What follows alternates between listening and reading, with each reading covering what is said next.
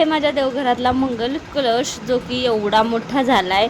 तर मी तांब्यात न ठेवता मगामध्ये ठेवला आहे. त्याचं कारण म्हणजे ना, तांब्यामध्ये त्याला काही ह्या मंगल कलशाच्या मुळ्या काही व्यवस्थित बसत नव्हत्या. त्यामुळंच मी तांब्यातला काढून अशा मगामध्ये ठेवला आहे, जेणेकरून ना ते छान फुटल. तर एवढं छान त्याला झाडे यायला लागले, तर मला ना कोणाला देण्याची इच्छाच होत नाही. पण मी थोडंसं मोठं झालं की देऊन टाकणार आहे आणि नवीन मंगल कलश माझ्या देवघरात स्थापन करणार आहे. ते पण माझ्या नव्या घरामध्ये, म्हणजेच आम्ही जेव्हा वर राहताल तेव्हाच मी हा दुसरा मंगल कलश स्थापन करणार आहे.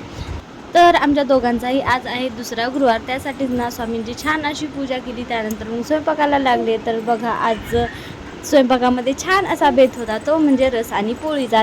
ह्या गुरुवारी ते काही नव्हते आरतीला, मी एकटीनंच आरती केली. त्यानंतर मग ह्या दोघांना पाया पडण्यासाठी बोलवलं होतं. बघा, तर दादूचं सारखं पाया पडणं चालू होतं, त्याचं काही संपत नव्हतं.